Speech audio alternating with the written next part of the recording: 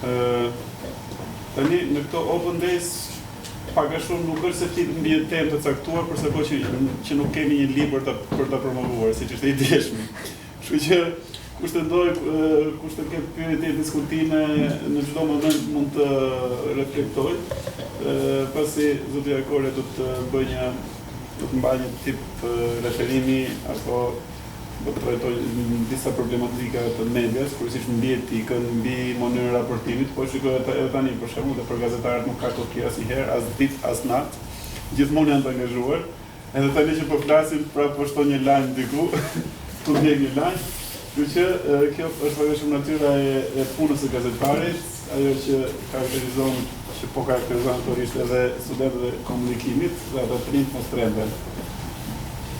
Fotos. Në fakt, t'ja nisim të kjo koha e zënë e tanishme, ka të bëjë me mediat online. Do doja që ta nisim nga këtu, për shkak se janë mediat cilat po fitojnë çdo ditë më shumë terren, dhe janë mediat ku secili nga ne gjen më tepër hapësirë dhe gjen më tepër liri për të shkruar. Është një shërbim që po i bëhet medias përmes mediave online, që po i bëhet gazetarisë, sepse janë më pak censuruara, janë më pak të varura ekonomikisht nga grupet e interesit, ajo çka sot presupozohet se është dëmi më i madh që po i bëhet lirisë medias, por ka dhe anën e saj të rrezikshme, në tojza do ta quaja, për shkak se në mjaft media të tilla publikohen lajme të pakontrolluara, por ajo që do thoja që do doja që ju të marrni parasysh, do të ishte pra vërtetësia e lajmit. Qoftë në këto rrjete, ku secili nga ne mund të angazhohet duke postuar lajme, duke denoncuar skandale, duhet jemi të kujdesshëm në vërtetësinë e asaj çfarë themi.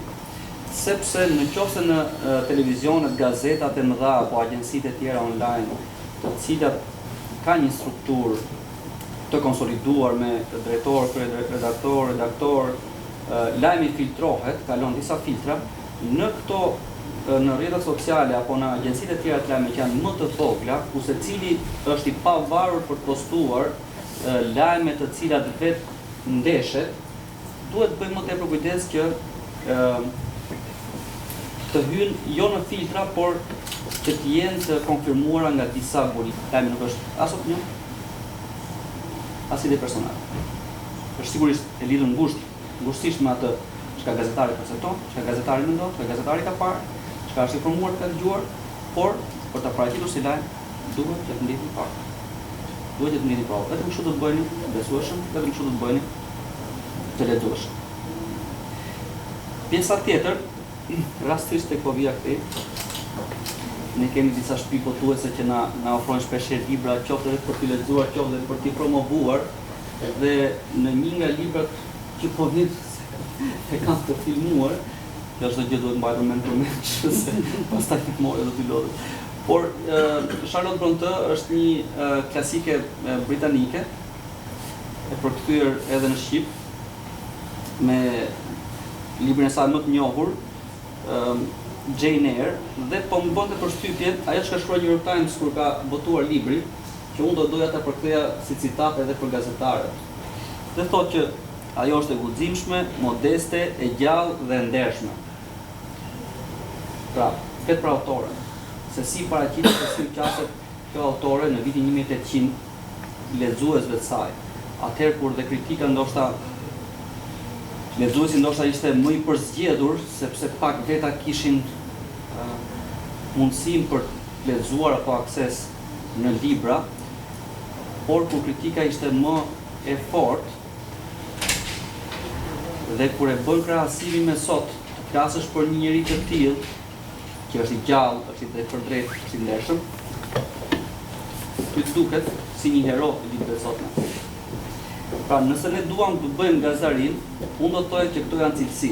Të hasura sot rastësisht, unë kam folur dhe për këtë temë, për vërtetësinë e lajmit, për etikën, edhe në një tjetër workshop që kemi patur në Universitet vitin që shkoj.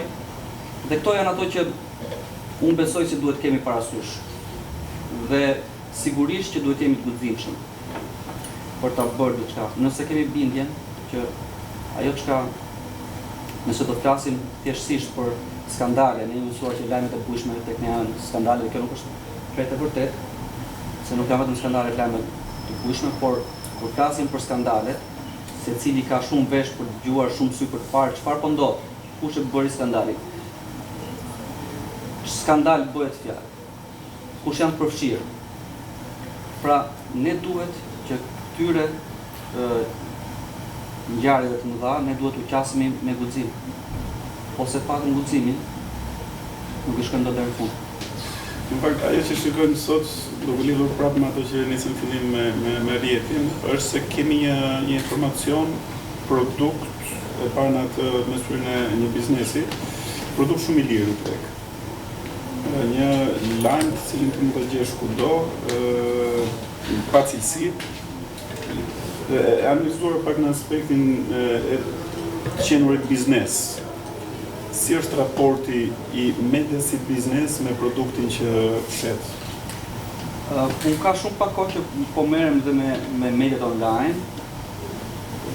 Nuk është se si kam parë, po s'kam qenë i angazhuar për të parë se çfarë synojnë përveç lexueshmërisë, kush është biznesi.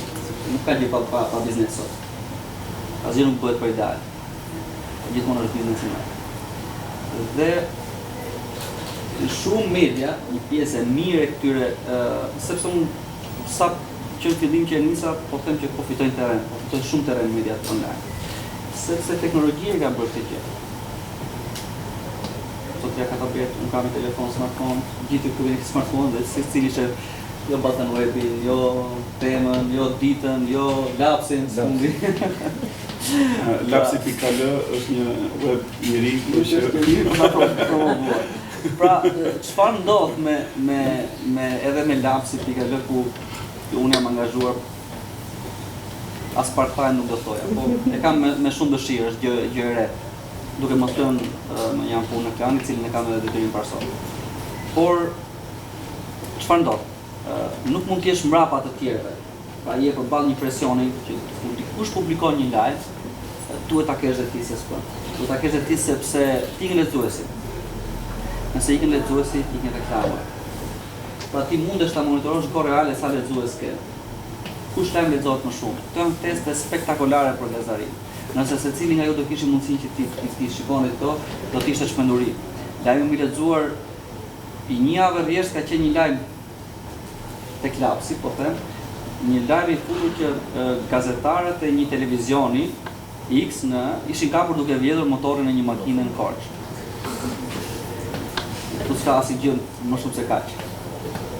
Pra, dy gazetarë kishin vjedhur motorin në një pikë grumbullimi makinash sepse u duhesh motori makina. Ky është lajmi më lexuar dhe gjitha viteshin pse.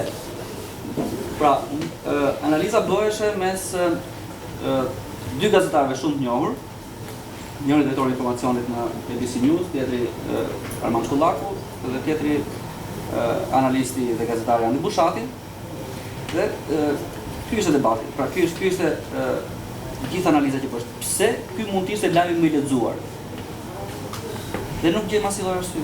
Thjesht thonë që gazetarët që kapën duke vjedhur ndoshta diçka interesante. Lajmi ishte shumë i vërtetë, ishte dokumentuar, ishte komunikat e policisë, pra nuk e vinte njëri fare ndyshim këtë gjë. Nuk ishte abuzim. Secili nga ne për një javë me radhë u përpoqëm bënim analizën pse ky lajm do të ishte lexuar, nuk e kuptua asnjëherë. Pra ndodh dhe kjo. Më fal.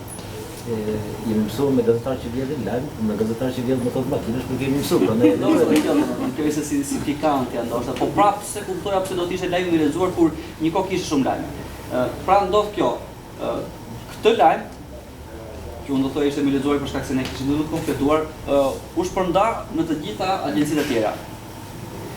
Fillimisht edhe ne kishim përcipësi sipas komunikatës policisë. U thellua më tepër për të kuptuar se kush ishte gazetari, sepse ishte me iniciale sigurisht. Kush ishte gazetari, kush ishte gazetaria, se ishte një gazetare. Do lidhë makina me tarë dhe pastaj. Si ishte edhe gjithë historia, dhe atëherë ne u bëm më të lexuarit sepse kishim më të plotë. Dhe të tjerët e publikuan thjesht si lajm, si fenomen, e vodhën nga ne këtë lajm, për të qenë dhe ata në treg dhe nuk e thelluan. Ku do të shkojë ardhmja e televizionit tradicional, transmetimet tradicionale? parashikimet nisi i bënte New York Times-i që në kohën e tërmetit ekonomik 2008-ën, që thoshte që sigurisht që është media online e ardhmja. Dhe po të shikosh sot New York Times-i ka abonime për të lexuar online të plot, versionin plot. Ka dhe një pjesë të versionit falas, por ka dhe abonime. Po kështu The Economist ofron për publikun disa nga shkrimet e saj free, por pjesa integrale është me anë të abonimit. Dhe disa media të tjera. E bën abonimin për shkak se ka kërkesa për ta lexuar online. Dhe unë shikoj të ardhmen online. Mirë, faleminderit. Unë falenderoj zonën e Korje për prezencën e tij sot këtu. Faleminderit.